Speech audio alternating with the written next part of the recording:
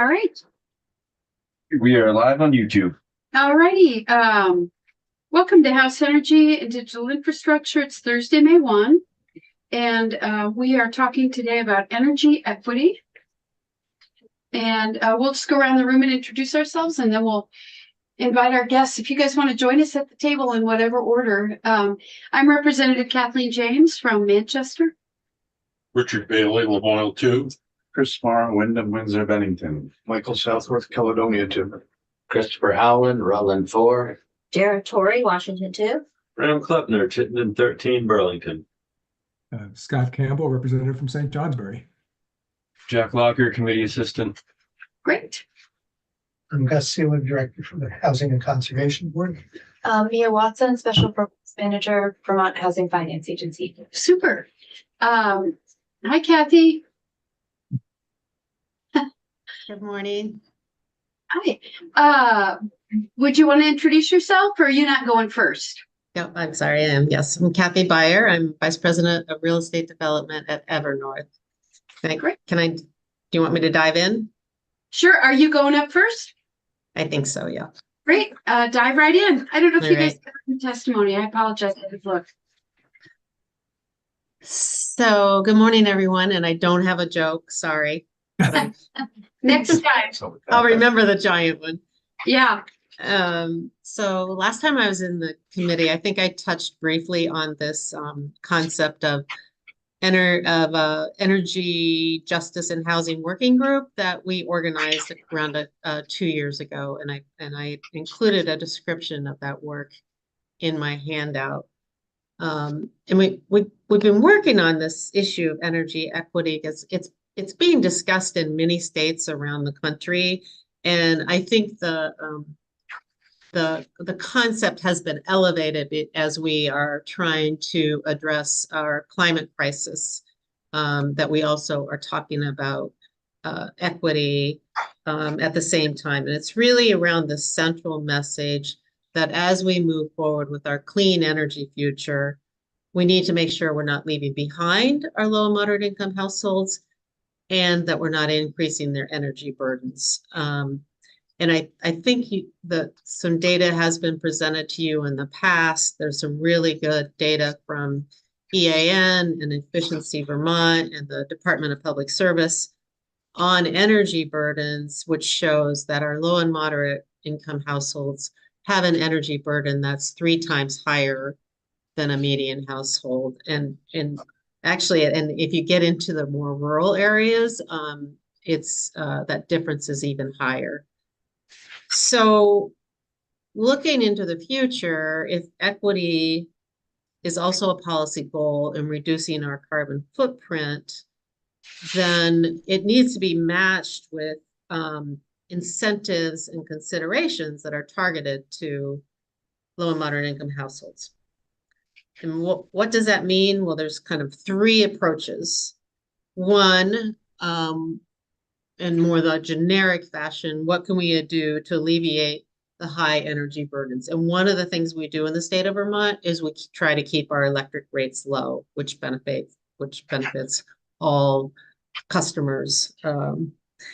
We can try to mitigate barriers for low and moderate income households for access to energy efficiency and renewables. And I think this is an area where we could do more work. Unfortunately, energy, and it's really through no fault of our own, it's been true in other states as well, that the benefits of renewables and energy efficiency has accrued more to higher income single family homeowners. So going forward, how can we perhaps create some circuit breakers that will make sure lower income households have the same access?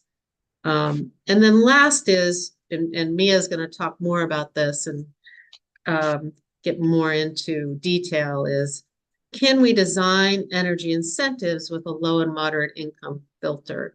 And the kind of generic example I can give you is we have there's various energy incentives, right? There's the Efficiency Vermont provides an incentive if you build to their high performance standards. There's the Tier 3 incentive from the utilities. There's rebates. And if you think of all those as being a swimming pool, right?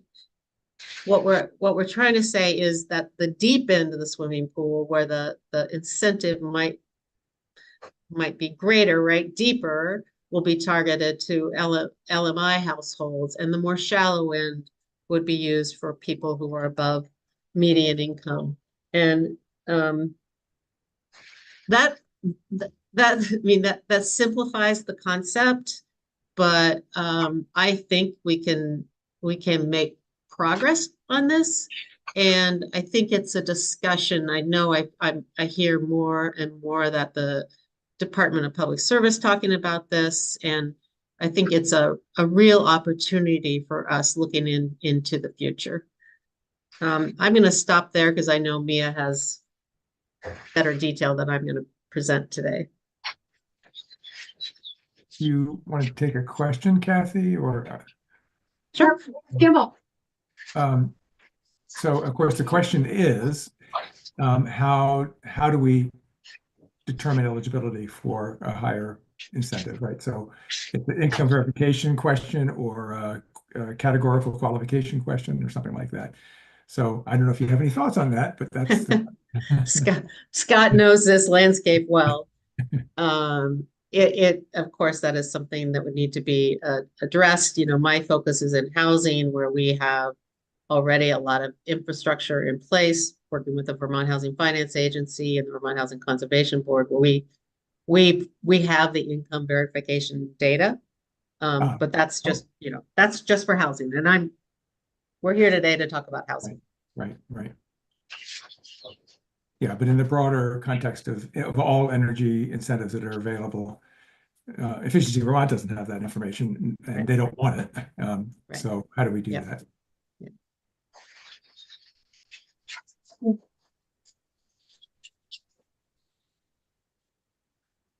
I guess it's a rhetorical question at this point. Okay. Thanks for your time. Yep. Sorry I couldn't be there in person. Okay, so thank you, Kathy.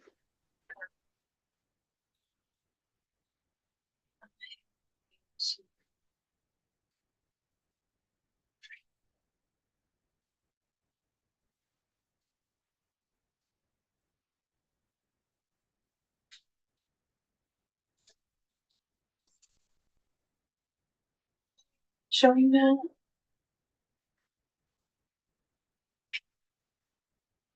I have it marked as sharing. Is it not sharing? Might be sharing a different part of your screen. Okay, I can't see anything. Oops, maybe I didn't hit share. There we go. Okay. There you go. Okay, sorry about that. That's looking good. All of these things. Look at. Oh, there we go. It is showing. Okay, I could just see that screen. Sorry, everybody. So again, for the record, Mia Watson, Vermont Housing Finance Agency. And just doing an overview of sort of how we're sort of seeing these twin problems of doing what we do best, housing Vermont's lowest income renter households, and also figuring out where affordable housing can fit in our climate change discussion and energy goals. So the goals that we're really facing are, we're in the midst of affordable housing crisis. I'm sure you all hear about that all the time, one of the highest rates of homelessness in the nation. And as we, try to respond to that crisis with new affordable homes, we're really experiencing very dramatic project cost increases. I'm quoting 40% over the last 5 years. It's higher again, I'm sure, after this year, once we tally up our latest multifamily project costs. And a lot of that is just the cost of inflation and really unavoidable material costs and labor costs in our sort of strained labor market, which of course feeds back into our housing crisis. So that's the environment we're working in. And when we do that, we're kind of trying to balance building more affordable housing, incentivizing highly efficient construction, and also mitigating long-term operating costs for the building owners and utility costs for the residents. So it's really a puzzle piece. And I think one thing that's not always obvious in the discussion is how different our renters are versus Vermont renters as a whole. It's about 18% of Vermont renters live in subsidized affordable housing. So we're not talking about people who have a housing voucher. We're talking about people who are living in an apartment where affordability is tied to the apartment. Some of these people also have housing vouchers to make their rent additionally affordable, but we're really talking about the building at this with that 18% of renters. And so the median income for Vermont renters is low, it's $45,000. But the median income for our renters in affordable housing is even lower. So the median is $16,800, and some of our residents have essentially no income. So in terms of who's able to pay for utilities, there's not a lot of income for our renters to be able to bring to the table on that. So consequentially, in most Vermont renters, most of them are paying for at least some of their utilities and their rent based on census data. But in affordable housing, the rents almost always include heat. Certainly in anything that's been built in the last couple of years, it's very common to have heat included. For senior housing, typically all the utilities are included in rent. Those are master metered, so 1 meter for the building. Or even if rents aren't included in utilities or only heat and not electricity, when the developer calculates the allowable cost of rent in a subsidized affordable housing building, they do have to consider utilities to consider that total affordability. So if you're not including utilities, you have to charge less for rent. And that's something we work with developers in confirming what an appropriate rent level is for that affordability target. So with Vermont renters, we've heard a lot about the split incentive challenge. The renter pays for the utilities, so the landlord has no incentive to make the building more efficient if they're not really experiencing that cost. Or I shouldn't say no incentive, but less incentive certainly, because they're not seeing the benefits reflected in their bottom line. In affordable housing, we're seeing a really complicated incentive environment because the landlord usually is paying for the utilities, or at least some of the utilities, but figuring out how much to put into the building in terms of efficiency can be really challenging. So this complex chart kind of explains how the sort of different levers that you'll see sort of pulled in this efficiency calculation. So on the development side of a project, you're looking at the total cost of building a building. And in order to make that happen, you get some combination of state and federal subsidies, and anything that's not covered by that is debt that the developer has to take out against the building. And that really varies, but this applies to both for-profit and nonprofit developers. Everyone has to have a building that's, basically going to be financially viable. And on the other side of the equation, and then again, this is really different in terms of actual dollars and years. The development of a building is, 3 to 5 years. On the sort of long-term performance side, you're looking at the 30-year term of debt. And that has to be something that pencils out. And in terms of revenue coming in the door, you're really only getting tenant paid rent and tenant paid rental assistance to support that rent. So everything else that comes out of it, the operating costs and the debt service, has to be supported by that tenant rent. But as we know, these aren't paying market rate rents. So when the developer is designing a project, they're really laser focused on, can this 30-year investment in the property pencil out and make it work? And so when we look at where efficiency goes into that, if we're increasing efficiency, we're generally increasing the upfront development costs. That's partially offset by increased subsidies. If you do the high performance or higher, you do get Efficiency Vermont rebates. And sometimes there's other funding for sort of increasing performance and doing things like electrification. But generally, you're kind of seeing that on the upfront costs of a building. And the question is, does that make sense over the long term from a developer standpoint? It can definitely reduce utility bills. And if the landlord is paying all the utility bills, that definitely pays off in the end. It is a real question of exactly how. And again, we're looking at like a 30-year period, so it can be really difficult to make that prediction and know which things are going to pay off and which aren't. We are seeing that, generally high performance design, the thermal envelope, reduces utility bills. It's not always clear whether that will happen in the 30-year period for the initial loan. We've seen different elements from different assessments from developers about, whether it will really pencil out in that period. We require a perpetual affordability in most of the new construction coming online. So I think that does change the calculus because this will be operated as an affordable housing building forever. So that does increase the timeline, but it can still make that debt service calculation tricky. We can also see increased costs from efficiency. In natural gas territory, heat pumps, generally are a little less competitive than an old-fashioned gas boiler. And in anywhere, we do see sort of more ongoing maintenance costs. You need sort of more skilled technicians, more experienced troubleshooting. A lot of our developers, like Evernorth, are doing more building monitoring, which is really helpful in really dialing in that performance, but also costs money to sort of maintain a team that's really good at the building science. Buildings are just getting more and more complicated. Every year as we introduce new technology. Yeah, Representative Campbell? Yeah, thanks. I just wanted to ask about the increased maintenance costs. Are you really seeing increased maintenance costs that are attributable to heat pumps, or are they attributable more to building monitoring? Or I guess I assume that heat pumps really require very little maintenance, as long as they don't leak, their refrigerant, they work. Yeah, that's something I could definitely ask Kathy to her experience. I do think at a base level, you need to change the filters in these much more. That requires, getting into the tenants units, which can be, somewhat tricky to make sure you give notice and everything, versus you have a central gas boiler in the basement, requires very little. I see. Yeah, that Yeah. could make a difference. And getting into every apartment as opposed to a central system, sure. Right. Okay. Yeah, absolutely. And I think generally when something does go wrong, you tend to need someone who's more experienced than it. I think some of that is just practice. Heat pumps are relatively newer. Gas boilers have been around forever. I do think the industry is shifting in terms of being able to sort of handle these problems, but I have heard from developers that it is harder to find, building maintenance staff who are really experienced in doing heat pumps. Again, I think that's sort of a learning curve as we do that technology, but I've generally heard that it's just more complicated. Developers post-construction are certainly more likely to find sort of issues that need to be worked out and sort of fine-tuned as the building is, put into service. It's not impossible. I just have generally heard the feedback that it costs more. Looks like Kathy has something to say here. Yeah, I'm sorry, I don't have.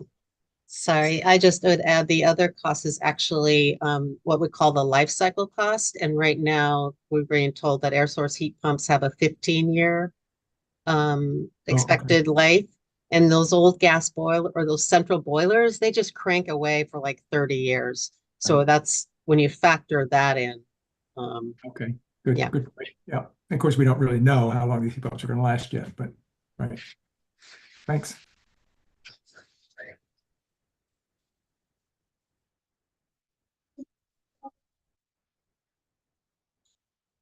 Sorry to throw you off, Mia. No problem. My mouse is being a little weird. There we go. So getting back to what does it cost? This has been a real challenge for us to dial in, mostly because, the code changes every year. The high performance standard sort of from Efficiency Vermont rewards performance above code. So if you're kind of tracking how much does all this cost, it can really be a moving target and is incredibly building specific. We looked at a Naylor and Breen study that basically estimated how much does high performance cost in a unit in a multifamily building. And that's not, just above code. It's basically what are all of the things that could be attributed to energy efficiency.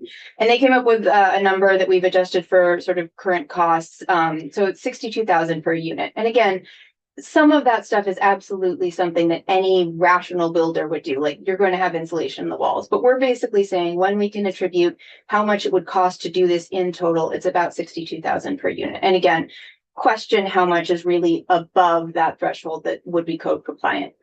But regardless, the energy efficiency incentives for high performance track that come from Efficiency Vermont are $3,700 per unit. So that's how much the developer is getting back after doing the high performance standard, which they're required to do for new construction for VHFA and CB subsidies. And this is specifically on a multifamily building that's 100% affordable, not mixed income, not. Yeah, I mean, most of our stuff that we're looking at is mixed income. The building is perpetually affordable, but may have some higher income units. Usually under our low income housing tax credit rules, it's like a percentage, like 60% of the units have to be affordable. And often developers will go above that. It's really funding specific. I wouldn't say that the design of the building is really super drives what the performance looks like. I think we really have good data on affordable housing, and it's not as easy to get for, but I don't know that like in what the design of the building looks like, you'll see really dramatic differences between affordable housing and non-affordable housing.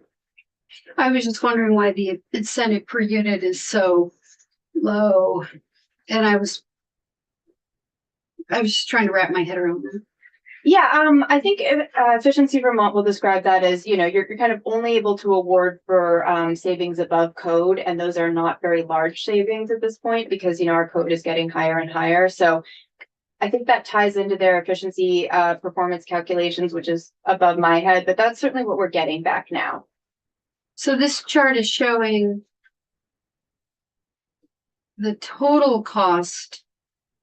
Sorry, is the 62,000 the cost of energy efficiency? Like, is this apples to apples, or is the 62,000 like that includes, we're going to insulate and we're going to do all the basic things. We've got this big number, but we're only incentivizing for above code. So I'm just wondering if that's an apples to apples comparison. No, not exactly. Yeah, like I said, this is the sort of cost of energy efficiency in a unit, and it has been a little bit hard for us to put our finger on like what the cost is for above code. So that's sort of the cost of exceeding code for high performance.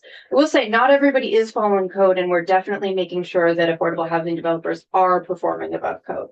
So yeah, this is definitely in some ways not the most helpful graphic. It's just the basically best way we've been able to say how much we're spending and how much we're getting back for it. But certainly we would be spending you know, large portions of this on just the cost of a reasonable development. So I'd love to have someone do a study to dig into what it costs. Like I said, it's just been a real moving target as code changes every couple of years and the standard changes every couple of years. So absolutely recognizing its limitations and really saying how much does it cost.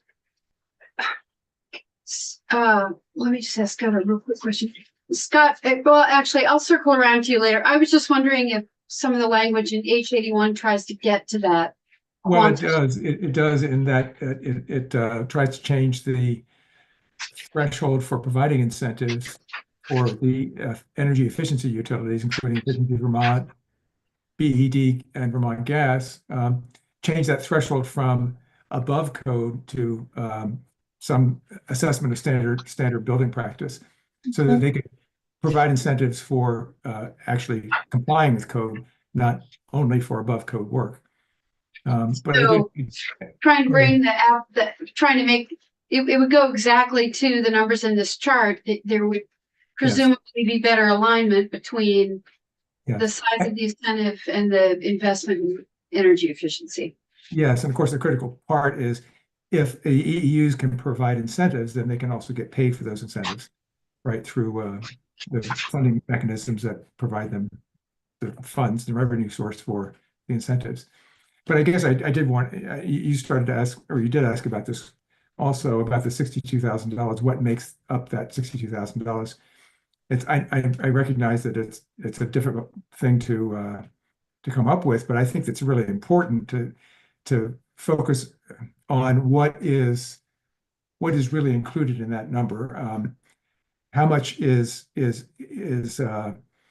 above what would be normal practice for the kinds of development that affordable housing developers build anyway.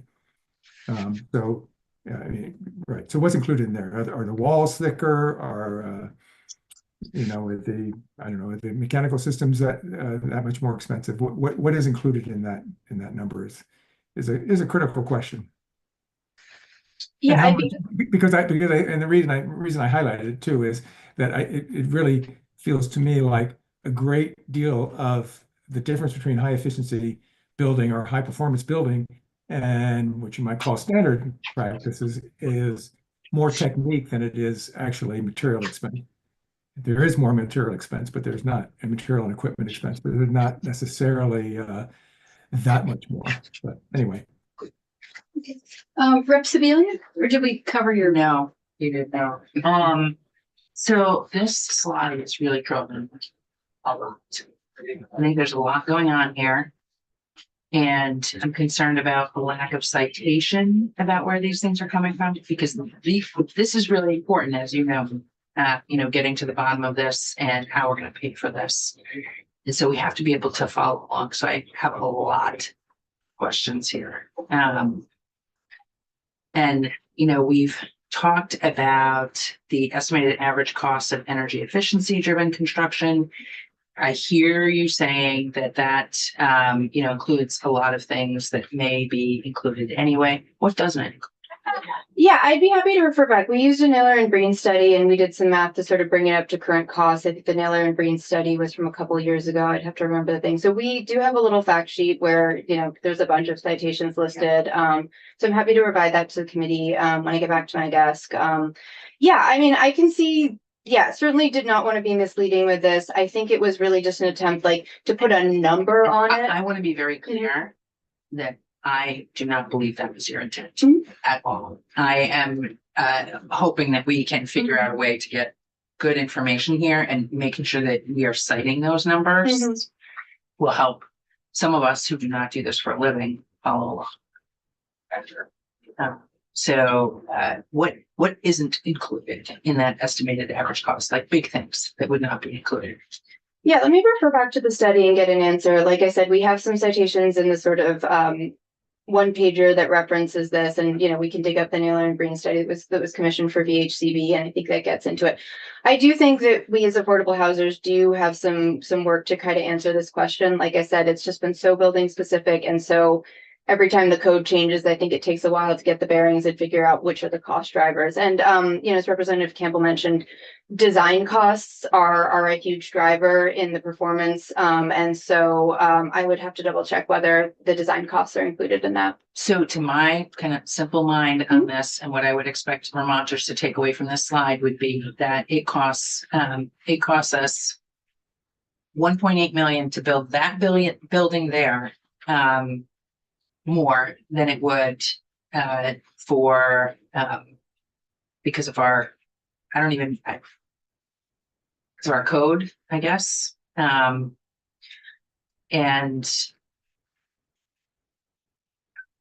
I'm actually really interested in understanding this in a lot more granular detail. And I feel like this is taking us in the opposite direction of being helpful. So I would love it if you could actually rework this slide to give us the citations and a lot more of what you do know. And what you don't know is okay. But what you do know would be really helpful. Yeah, absolutely. I'd be happy to work on that. Let's see with what's available to us at this time. Like I said, I think it's always been a moving target and difficult. And frankly, with this dollar amount, I think the conventional wisdom has been $3,700 can't possibly cost it, cover that difference. But especially if there are the possibility of more resources on the table, I think quantifying that will be of great value to us. But I would say that you're not explaining what the difference even is. Yep. So it's hard to take any of this information and do anything with it for me. That's fair. Yep, Tori? Yeah, I'm just going back to our discussion during the break about ASHRAE. I think they could be a good resource for this. The national ASHRAE is always looking at building performance. I'm just wondering if there could be even a national metric that already exists that could be helpful, or if there could be an interest in a project at the state level, working with those engineers to kind of, as you start something new, or I don't know. I just wonder if that's an opportunity for getting some better information, be helpful. Yeah, absolutely. And it is possible that some of our developers have dug into this in more detail than I'm aware of. So it's definitely possible. One other thing. Sorry. Go ahead, Just quickly, one other thing, of course, and Reps alluded to this. We need to know the context here. So how much, what is the average cost per unit, just building, right? So if it's cost $300,000 per unit, then that tells us a little bit something, right? I'm interested as well in savings. I feel like, and I know it could be hard to quantify, but I feel like conversations about properly incentivizing any kind of energy policy often bog down in upfront costs. And then the conversation stops before we get to all of the long-term savings. Rep. Howland? 1.8 million, does that calculate out to 30 units? I think it's 31 units. Again, I do have that. I think this is based on, unit costs in the high 500s. Again, this is all in our fact sheet, which I should have provided to the committee. I just took the 1.8 and divided by the 58.3 and I saw 30. I don't know where the other person. Rep. Bailey? That was my question. How many units Um, in this building? Yeah, so this is just an average one, and this is just an example picture. This is not specifically to the O'Brien Farms project. Oh. Sorry, I should have also made that more clear. Just a picture of a building under development, which again, misleading. Yeah, we're looking at a 31-year unit building, which is our average from last year with our low-income housing tax credit applications, and then I think that was in the high $500,000 per unit cost. I would have to double check the math we use. It's higher this year. Just very briefly. Yep. And then we'll move Yeah. on. I want to thank you so much for all the work that you're doing in here. So I just want to be clear. Looking forward to working with you on better understanding these numbers next time you're coming in. I don't think you were trying to mislead us. So No, totally. And I I understand what's useful. And I think this is really our attempt to sort of be like, okay, what do we have right now? Like, what's a paper we have? And really, it's just an absence of really diving into these numbers or own costs, which is something we're definitely doing in general to understand the drivers for sure. Thanks. So another thing I just wanted to highlight was sort of all the other climate friendly things that we're doing that aren't showing up in the cost of buildings directly, but have a real impact on sort of the bottom line of how much it costs. So not only is it high performance design, but it's also the location in a downtown village center targeted growth area and having public transportation within half a mile.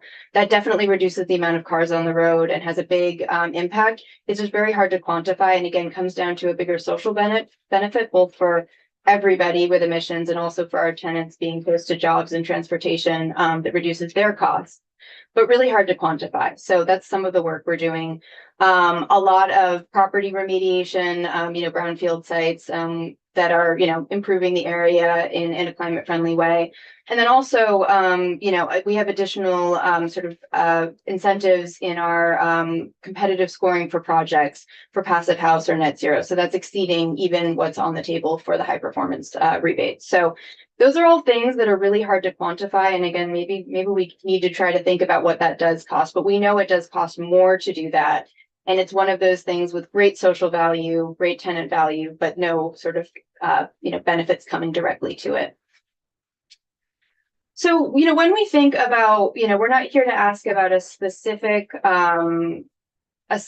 policy. I think it's really just a shift in thinking to, how what would help make us continue to pursue high performance and what would also help our tenants. So, like I said, thinking beyond the direct energy use of the building and thinking about climate friendly building siting. Definitely the next frontier is fully incentivizing heating with electricity. I think space heating with electricity, heat pumps is becoming pretty much our standard. Certainly fully electrifying, and especially the domestic hot water of the building is a trickier design problem that we're still engaged in doing. So all electric buildings are sort of the next frontier that we're kind of challenged to figure out. Really incentivizing leveraging any available federal resources and streamlining that process. Really thinking about high income sensitivity, not just low income, but how we're serving very low incomes and what that might look like, as Kathy mentioned. And then definitely thinking about how we can sort of attack this cost problem by reducing upfront costs or reliably reducing long-term operating costs. And I think one thing that's not always apparent is just giving that benefit to the building property owner. We want to help people directly. And as you've kind of seen with affordable housing, sometimes our models mean that we have to sort of give some benefit to the property owner so that they can pass that on to tenants. And again, it shows up in really indirect ways where I think when we're looking at other programs offered through utilities or through the weatherization assistance program, it's a little bit more direct, and we're going on in a more indirect way to get those benefits to our lowest income Vermont residents. So definitely, I think these are just helpful things to keep in mind that, why we do things the way we do. But yeah, I don't want to take up too much time so Gus can speak, but I'm happy to answer any questions.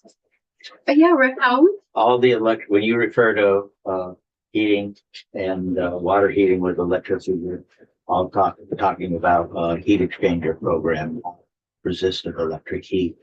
with Yes, water. generally. Yeah, that would be in modern construction. I think we still have some old electric resistance heat buildings, but that's certainly not. Electric resistant hot water.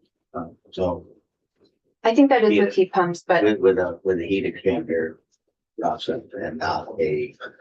Okay. I believe so. I'm not a building expert, so I don't want to get over my expertise in that. I think we could always see if Kathy's Well, still it on, but- may, it may require a combination of both because of the hot water demand rate versus the ability to maintain correct temperature with heat exchanger type setup. I would need to do some investigation. I believe that is the challenge. And just, if you have a tank in the unit for hot water to keep it, sort of on hand, it takes up more square footage. So, I think people are figuring out how to do the circulation aspect of it. Again, not my area. I think it is coming along, but that is sort of the next frontier. Like space heating seems, while technically more complicated than a gas boiler, like reasonably straightforward. And the domestic hot water is, from what I understand, the sort of technical problem that people are working out, but sort of on their way to do. But yeah. Thank you. I had a question about the long-term operating cost reductions. I'm wondering if there are any pilots with the utility, because these are modern, smart buildings, well, it's good design in terms of like, flexible load management and using batteries for reducing peak. And like, I wonder if this is an opportunity, these public buildings, to try out some of these potentially new rates and things that could really add cost savings into the mix as well as grid benefits. And I'm just curious if we have any examples of that happening in the state. Not that I'm aware of. I do think nationally it is a conversation. I think certainly if you do solar and battery storage and multifamily, I think that's still pretty rare. Batteries would have to be very large. I've heard from developers like fire and insurance risk. I think that's sort of the next frontier that we're looking at. I think it's very much part of the conversation in building design about what this looks like. I think from what I see, developers are kind of taking on what happens in practice and what really makes economic sense in the short term. And then really some of this will need to be worked out over the long term and possibly with incentives to really get people to full electrification, smart load management. Like parts of this are sort of being put into place, but it's hard to say that there's like a central driving force to organize that kind of work. But I think developers are really sensitive to cost and are really clever about finding ways to drive down the cost. And there's a lot of really exciting things, like I didn't even touch on geothermal. We're seeing a lot more projects that are pursuing that could really help on a lot of the cost, if we can conquer the upfront cost of it. So I think this is really part of a continuum of like, this is all, evolving and the technology is getting better. Developers are more understanding how to incorporate these systems and design buildings around them. And from a funder perspective, we're just really trying to make sure costs don't get away from us while we're in this transition period and we can still bring units online. So that's how I personally see where we fit in this sort of ongoing transition. But I think there's a lot of reasons to be positive. Yeah. Thank you for the question. Thanks. Turn it over to Gus.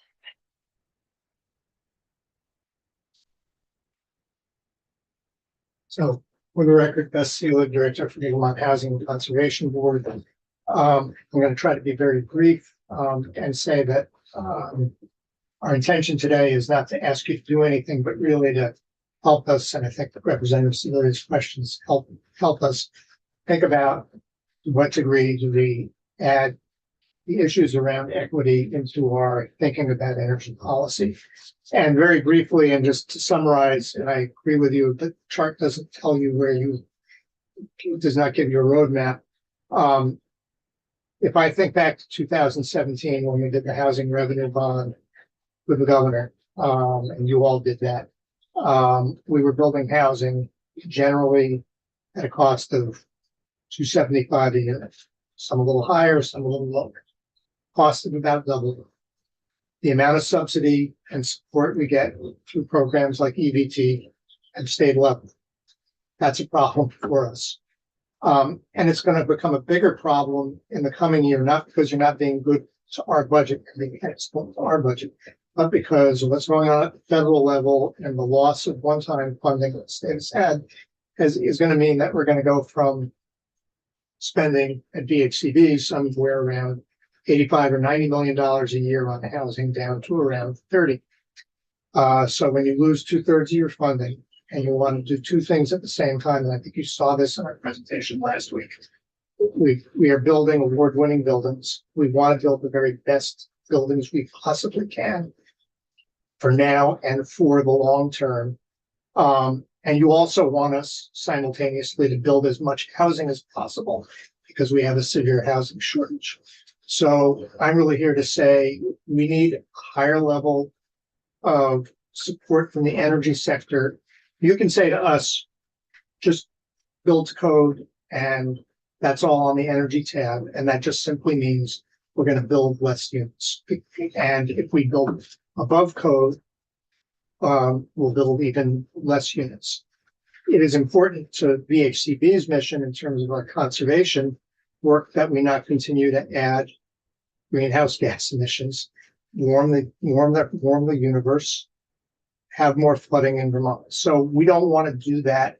And we do want to build as much housing as possible. So how do we get to, and I understand the energy sector will face some of the cutbacks we are, a more robust way to incent us to do the things that you would like us to do while we're building as much housing as possible.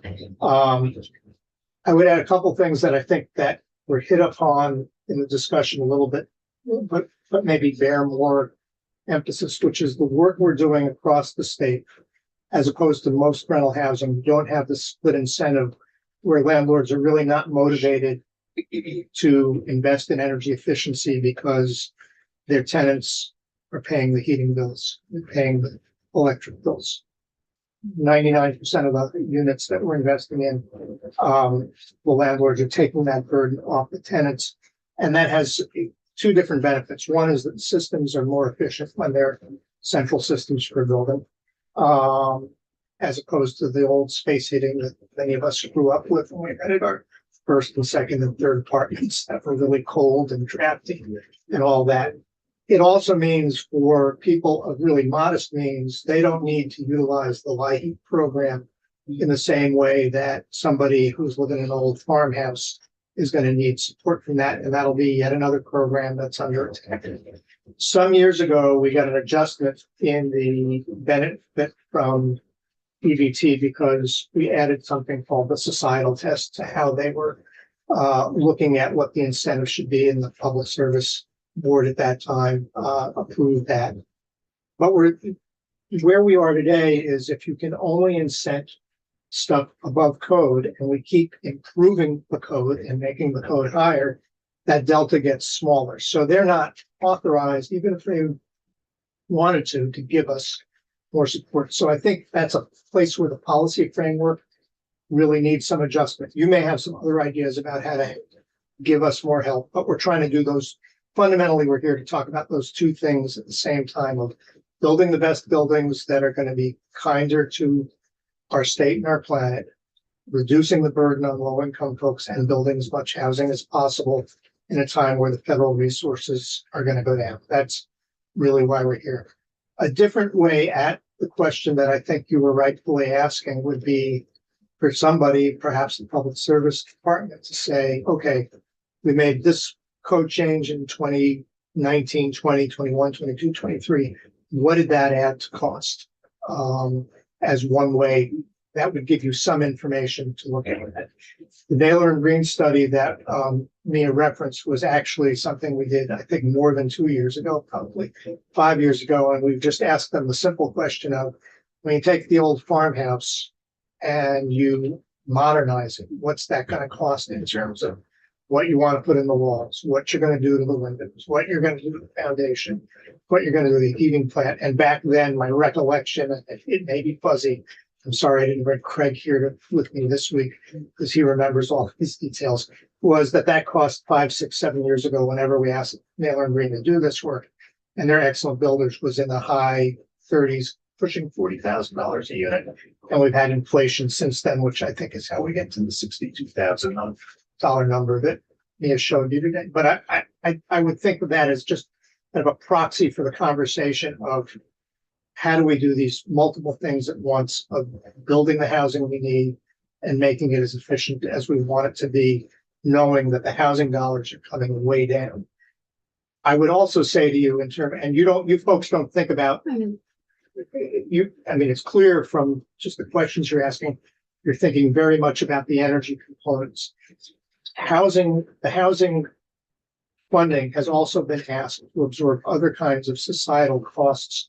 So when Mia talks about how much can we borrow in a given project, you have asked us in statute to house a much higher percentage of people coming with homelessness.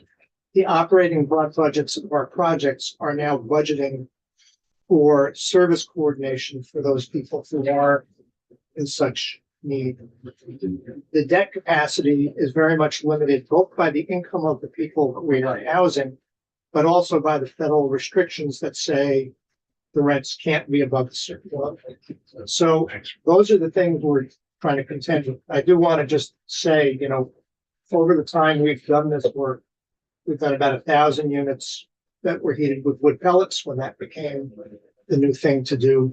We are generally seeing heat pump buildings today.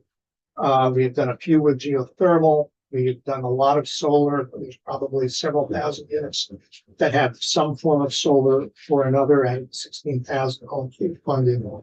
We've gotten earmarks from the federal delegation to support high levels of efficiency, but those are not going to be renewed in the coming years. So that's the dilemma that we are asking you to help us wrestle with, figure out, and continue to build buildings that are going to be exceptional, give people warm places to live.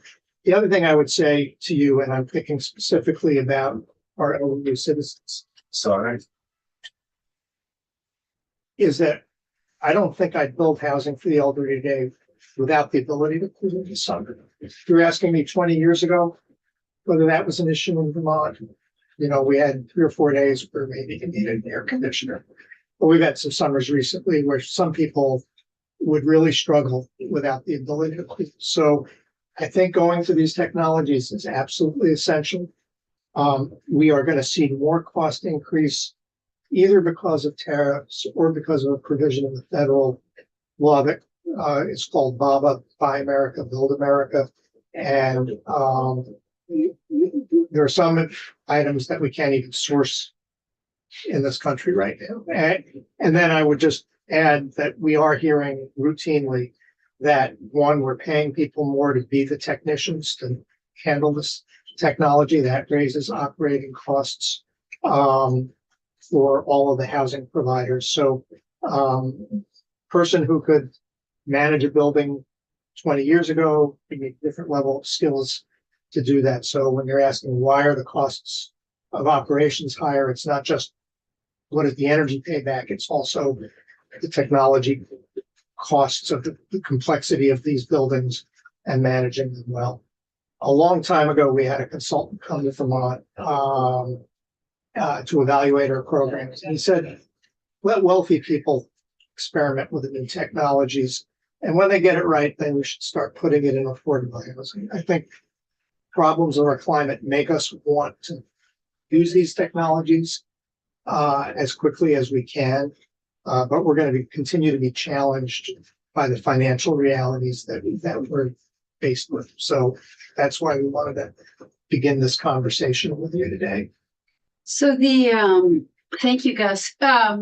So you mentioned sort of in passing, quantifying good and work that the Public Service Department had done to kind of quantify the benefits. And I assume you're maybe talking about the social cost of carbon calculation? That could be part of it, but I'm also saying quantify the cost of asking them to quantify the cost of increasing the code as they have. What does that add to cost? So, I get that if all you're thinking about is the energy stuff, why you would say we're only going to incent what somebody does above code, because It's a lot of comply with the code. Now, we don't enforce the code. That's a different issue. But I'm saying to you, if you're trying to figure out what the burden is to build an affordable home today, compared with 6 years ago, look at what each element in the changes in the code have added to that cost would be one way to measure that. And I was asking about that social cost of carbon, and other ways of quantifying the benefits, because to my mind, that's just as important to quantify and take into our calculations as it goes beyond.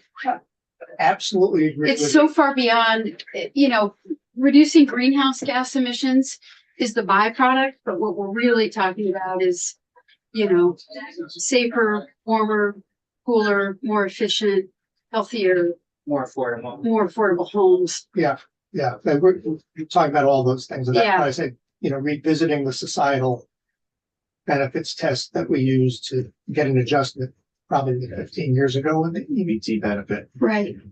is one thing to look at in a different way today. Okay. And the health benefits to people of improved indoor air quality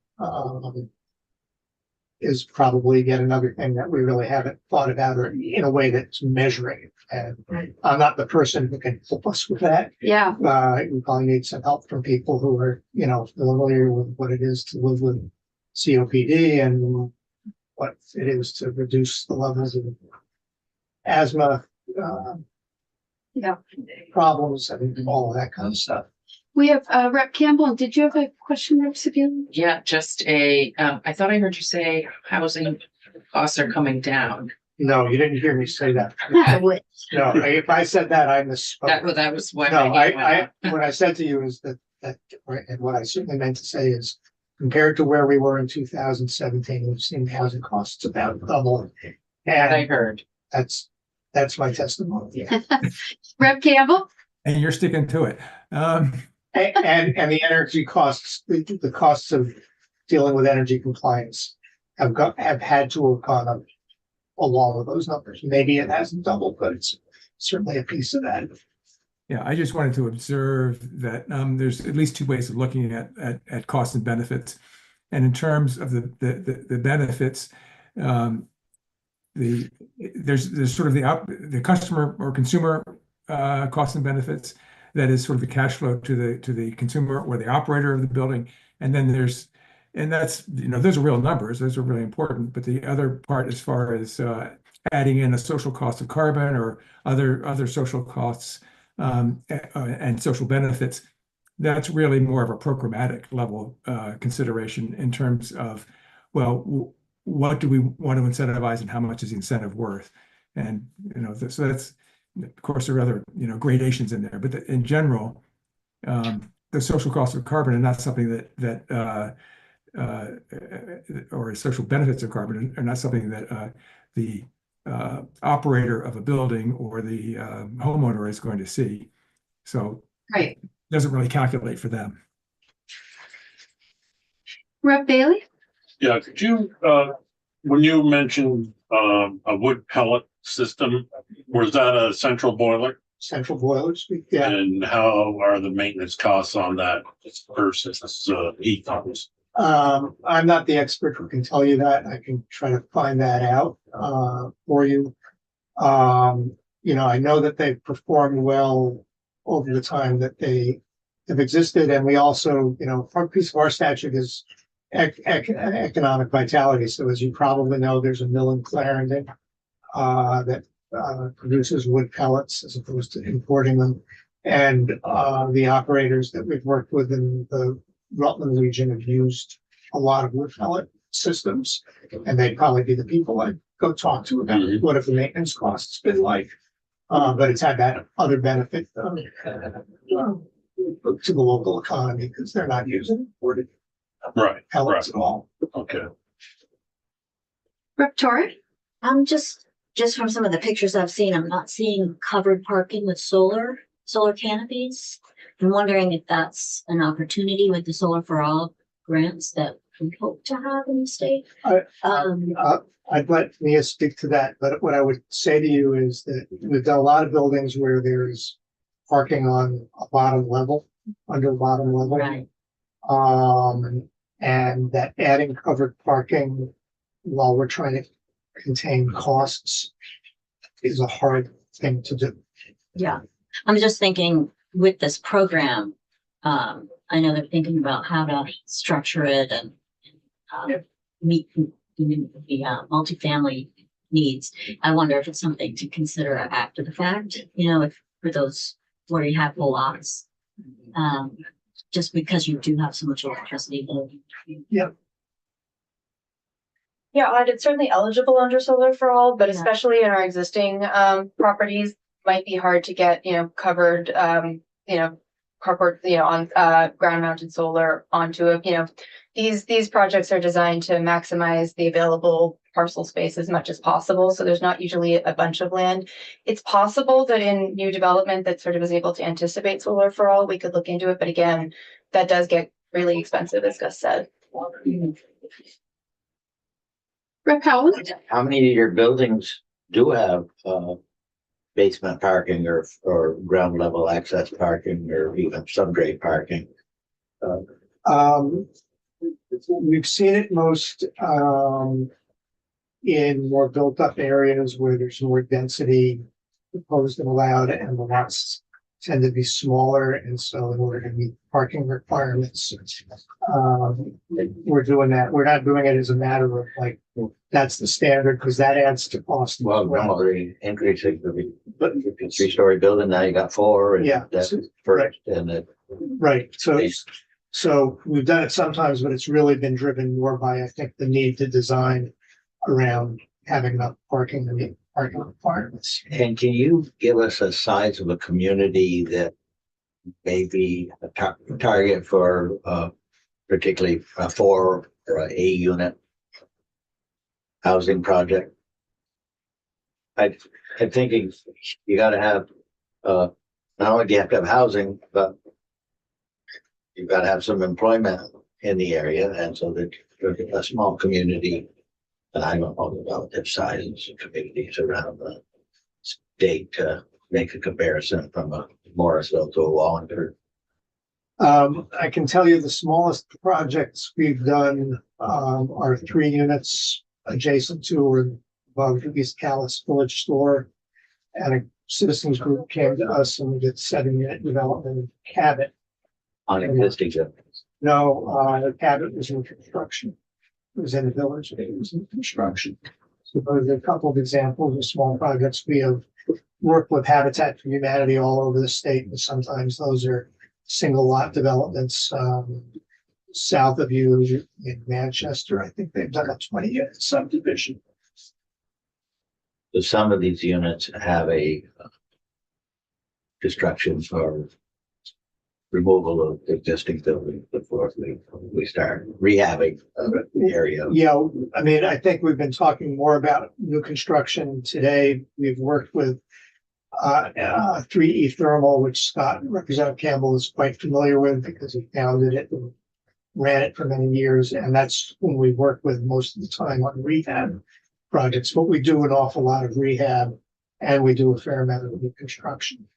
And sometimes the rehabs are existing housing, and sometimes with that a picture like the one Mia showed and that I showed last week of the Aubuchon block in Montclair. It was empty space for the last 75 years and got turned back into housing.